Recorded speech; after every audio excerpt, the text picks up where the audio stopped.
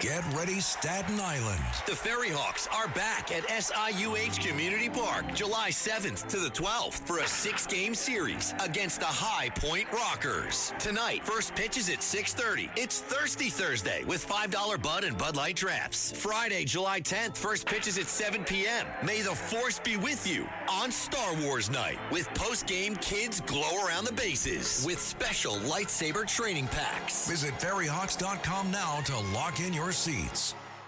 Listen, all you New Yorkers. Excuse me. Taxi. Okay, man, we're looking around. This is the 77 WABC minicast. And welcome, everybody, on this Sunday morning. Shocking news. Senator Lindsey Graham has died. Just 71 years old, which these days is quite young. Apparently, cardiac arrest. Didn't seem to have any apparent health problems. And now the senator of South Carolina, one of them, has passed away. President Trump on Truth Social saying, one of the greatest people and senators I've ever known. He's always working, a true American patriot. Lindsey will be greatly missed.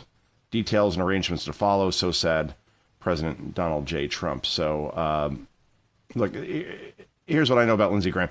John Catsimatidis invited me, before I even worked for WABC here in New York, to a dinner in New York, and Lindsey Graham was one of the attendees at the table. I had a nice conversation with the senator. Certainly a war, very, very, very much let's eliminate Iran kind of war hawk. Certainly a guy who believed in America's military might and the influence that we could have on the world in that regard. Some people disagreed with Senator Graham as far as that perspective, but he was always very, very consistent in touting America's greatness and strength, being the world's lone superpower. All that said, what I remember most about Lindsey Graham was in 2018 during the Brett Kavanaugh confirmation hearings where Democrats, and again, this was one of the lowest, sorriest times in our country's history. And I'm not one to use hyperbole very often. And this isn't hyperbolic to say what they did with Brett Kavanaugh during those confirmation hearings in taking the word of a woman who never said anything before 2018, never once. Oh, by the way, 35 years ago in high school, Brett Kavanaugh sexually assaulted me. There are no witnesses, no corroboration, and we just believed it, we being the legacy media, and certainly not me, I'm not a part of that. But he nearly wasn't confirmed because of a story that no one can corroborate and obviously came out of nowhere to derail him. Cory Booker, Kamala Harris, go down the line of Democrats who all pushed this lie to derail Kavanaugh. And Lindsey Graham had one of the great speeches you'll ever hear as far as defending him. And eventually, obviously, he was confirmed. Anyway, here is cut number whatever with Lindsey Graham defending Brett Kavanaugh. And this is, I think, the height of Graham's career, quite frankly. Cut whatever, go. If you wanted an FBI investigation, you could have come to us. What you want to do is destroy this guy's life, hold this seat open, and hope you win in 2020. You've said that, not me.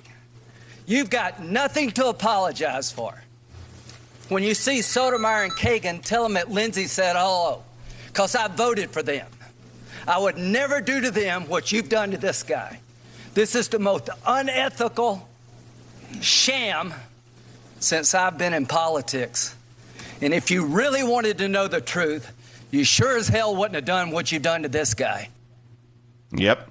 And that speech, along with, by the way, I know a lot of people aren't big fans of Susan Collins. She also came to Kavanaugh's defense, and eventually that confirmation happened. So Lindsey Graham, dead at age 71. Just really shocking news, considering that he was booked to be on a Sunday show today. I believe it was Meet the Press.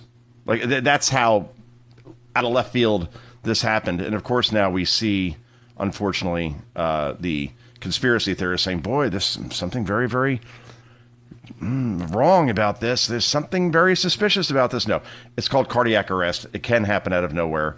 Unfortunately, it happens all the time to people that seemingly are healthy. And let's put aside the conspiracy theories that somehow Lindsey Graham was taken out by somebody, like we hear so often with Charlie Kirk, and that trial currently going on right now.